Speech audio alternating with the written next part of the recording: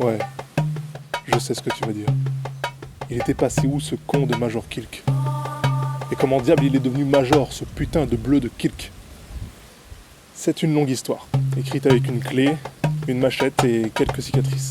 Par où commencer? Est-ce que tu as vu cette daube de Bird Box?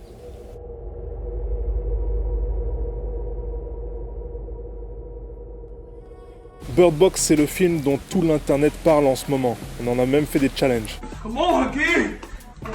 Il est sorti la semaine passée sur Netflix et il est adapté d'un roman de Josh Malerman, publié en 2015, c'est-à-dire à peu près au temps de Mathusalem. C'est son premier roman, mais en fait c'est son 14e roman, c'est juste que les autres, ils n'étaient pas assez bons pour être publiés. Et son bouquin, Bird Box, La cage aux oiseaux, il n'est pas exempt de défauts. Je te dirais de pas te ruer dessus, mais tu risques fort d'être très déçu par le film.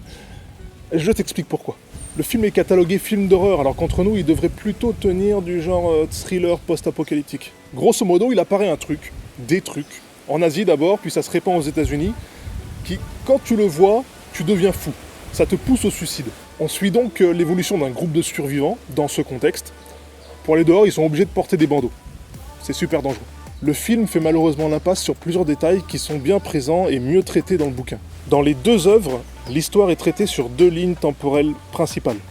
La première, on a Mallory dans la maison avec le reste des survivants qui essayent de comprendre qu'est-ce qui leur tombe sur la gueule. Et la deuxième, on a Mallory dans une barque avec deux gamins, un qu'elle appelle garçon, l'autre qu'elle appelle fille, et qui tentent de rejoindre un havre de paix. Me demande pas pourquoi elle les appelle comme ça, c'est marqué dans le bouquin, ou alors dans les commentaires, petit malin. De fait, cette seconde ligne temporelle est mieux traitée dans le roman. Les deux ptios ont un rôle prépondérant. Comme ils ont été élevés pendant 4 ans, les yeux bandés, ils écoutent et ils entendent beaucoup mieux qu'elle pour la prévenir de tous les dangers. Et il n'y a pas de chute d'eau dans le bouquin, il n'y a pas besoin de cet artifice-là pour faire monter la tension. Malerman, il a ça de bon qu'il écrit des chapitres hyper courts qui te donnent envie de lire la suite tout de suite. Et puis, le rendu post-apo dans le film est vraiment à chier. Par exemple, dans la baraque, c'est limite si les persos sont pas là à boire le thé. Je veux dire, ils sont censés être dans le noir, les fenêtres barricadées, recouvertes par des couvertures pour pas laisser filtrer la moindre lumière venant de l'extérieur, puisque c'est là où se trouvent les créatures. Dehors, il y a quand même des trucs chelous qui se baladent. Si tu les vois, tu crèves. Dans le film, les mecs se protègent avec des stores.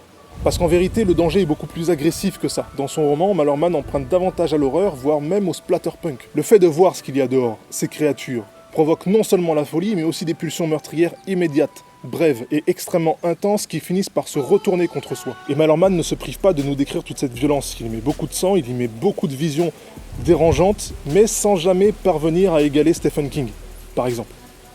Clive Barker, peut-être? Ellis? Non, pas Ellis. Et je ne parlerai pas de La cage aux oiseaux, qui est un prétexte sans importance à la fois dans le livre et dans le film. La scène à voir, bien entendu, c'est la fulgurance de la fin du monde rendue par Susan Beer, qui manquait au livre. Ça se passe dans les 5 premières minutes du film. Voilà. La scène à lire, c'est celle de l'accouchement, au paroxysme du bouquin, là où toutes les lignes de tension forment un nœud dont on pourra se débarrasser que si on tourne la page. Là, on atteint la bonne dose de sang, d'horreur humaine, de psychologie torturée, de sensibilité des personnages jusque dans le travail de l'écriture. Et c'est là qui m'a eu, Malerman. Punaise. On sent dès le début du livre tous les défauts du premier roman, des phrases hyper courtes, un style très cinématographié, très peu d'empathie pour les personnages, mais son écriture s'affine au cours du roman, elle devient lisible et presque agréable. Et non, on ne voit pas la créature ni dans le film, ni dans le livre, puisqu'à chaque fois que l'une d'elles s'approche de Mallory, l'héroïne, elle a forcément les yeux bandés. Donc non, on la voit pas. On la voit pas. Du coup, oui. Le bouquin est meilleur que le film. Et je crois que je vais lancer un hashtag. Sauve un film, lis un livre.